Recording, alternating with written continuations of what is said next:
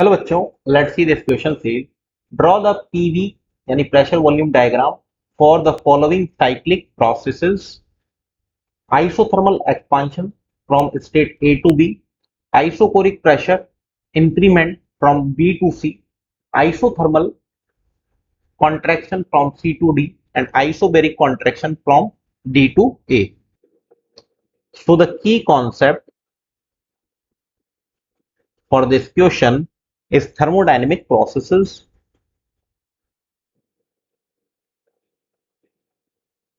thermodynamic processes। अगर इसके लिए बोला जाए तो आप बोल सकते हैं it is a process in which the thermodynamic state of system is change. It is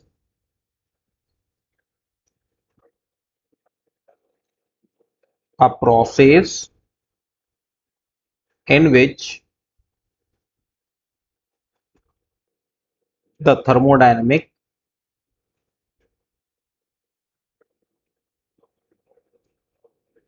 state of system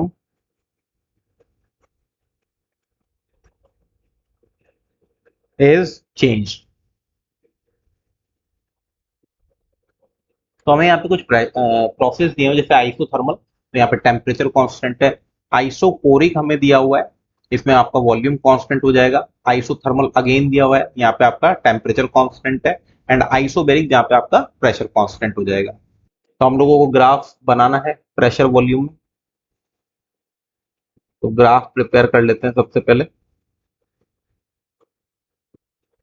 एक तरफ आप बना लीजिए वॉल्यूम और दूसरी तरफ आप बना लेंगे प्रेशर। पहले प्रोसेस की तरफ बढ़ते हैं which is A to B.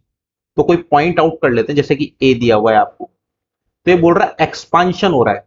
और जब भी एक्सपांशन होगा तो वॉल्यूम आपका इंक्रीज करेगा, ठीक है ना। वॉल्यूम आपका क्या करेगा, इंक्रीज करेगा, लेकिन प्रेशर आपका क्या करेगा, डिक्रीज करेगा। तो हम लोग लिख रहे हैं आइसोथर्मल एक्सपांशन। तो ये एक्सपोनेंशियल होता है, तो आप लिख भी दें यहां पे आइसोथर्मल एक्सपांशन। ये आपका ए टू बी हो गया। तो आपको ए टू बी जाना है, यानी एरो से हम लोगों ने दिखा भी दिया। इसके बाद बोल रहा है आइसोपोरिक प्रेशर इंक्रीमेंट। प्रेशर अब आपका बढ़ रहा है, यानी प्रेशर आपका बढ़ेगा ऊपर की तरफ।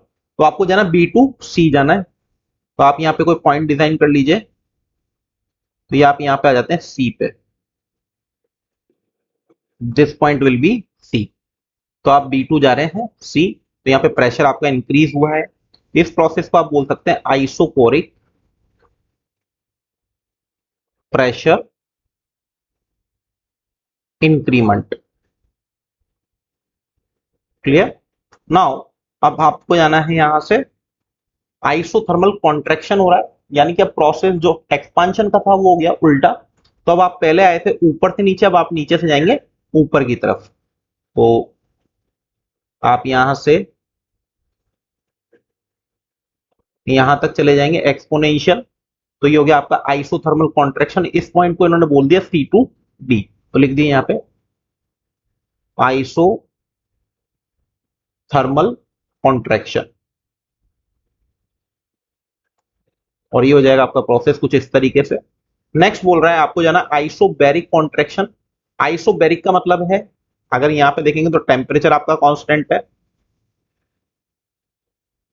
यहां देखेंगे तो वॉल्यूम कांस्टेंट, और अगर यहां देखेंगे तो भी टेम्परेचर कांस्टेंट है आपका। तो अब ये बोल रहा है आपको जाना है डी से लेके ए तक। तो ये प्रोसेस आपका हो गया आइसोबैरिक कॉन्ट्रैक्शन। इसमें आपका प्रेशर जो है वो कांस्टेंट रहेगा। आइसोबैरिक कॉन्ट्रैक्शन, कॉन्ट्रैक्शन मतलब वॉल्यूम आपका जो है घटेगा। तो इसमें आपका हो जाएगा pressure is equal to constant. और क्योंकि एक साइक्लिक प्रोसेस है, यानी जिस पॉइंट से आप चले हैं उसी पॉइंट पे आप वापस आ गए, तो ये साइक्लिक प्रोसेस के लिए ही बात कर रहा था हमसे। So this is the final and right answer of your question. Hope you understood it well. Best of luck.